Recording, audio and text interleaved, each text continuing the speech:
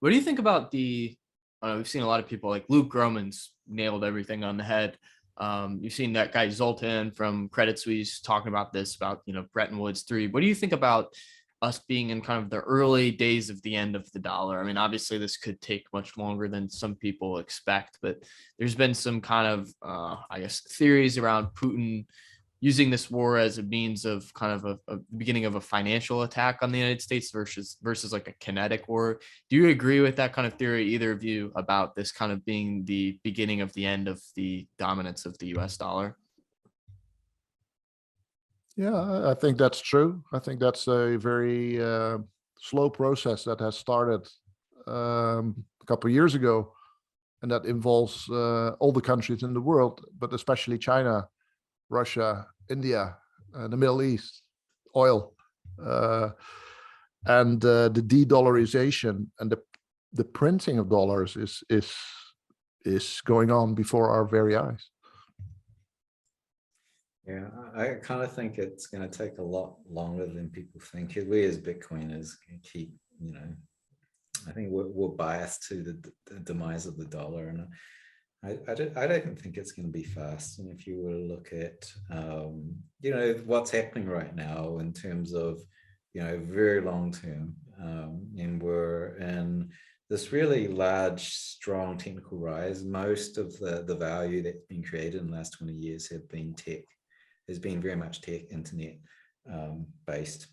And so if you look at where is that being originated from, majority is dominated in the US. So the US is by far the strongest military force. So the security is high, just like Bitcoin security.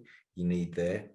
The economy and the core technology is high, and it's very independent. It's energy independent. It's got food independence. It's got technology independence. You look at Russia and it's like, they're going to collapse with these sanctions because they can't get the machines to build their stuff because they don't make it internally. The US is very strong. And then thirdly, in the world currency, it's got that world reserve status and still has, very strong from the aforementioned reasons. A lot of us think it's going to hyperinflate. Well, I don't think it is, because it's going to be the last, because it's going to be the weak economies that can't export their inflation to the rest of the countries. They are the first to suffer hyperinflation, as we've seen.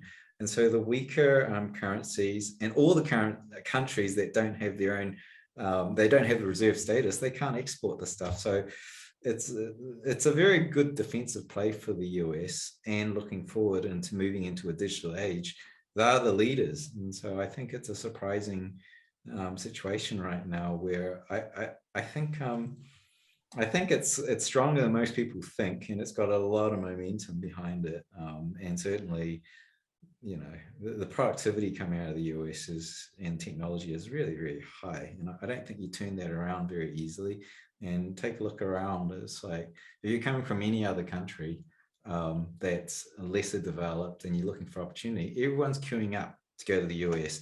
And if there's any doubt about, because we're in a creative age of digital talent, if there's any doubt about whether that can be defended, it's like everyone's queuing up there, and all the US would need to do is reduce their, the bars on getting in for the brains trust.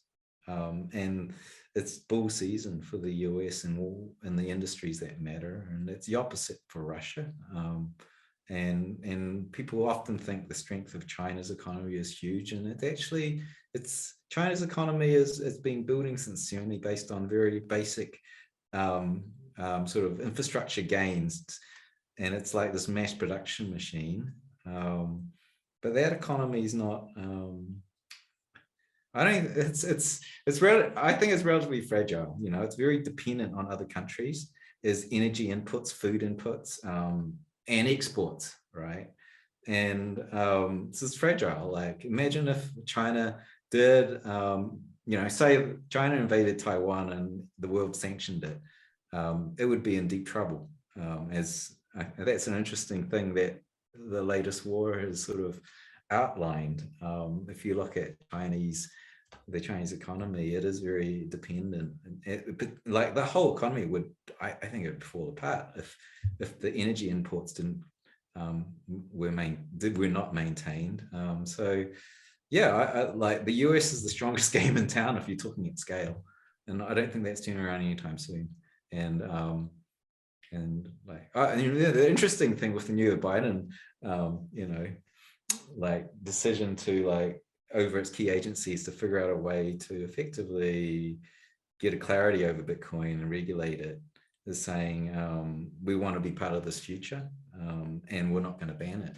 So that's I mean, it's one of the narratives that got taken off the table in the recent couple of months, which is huge.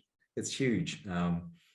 So I kind of see the US leading for a long time, even though everyone kind of thinks it's the end of the US dollar and whatnot. But when we're talking about the real stuff that matters, which is industry, technology, and a military to defend that, they're the only game in town.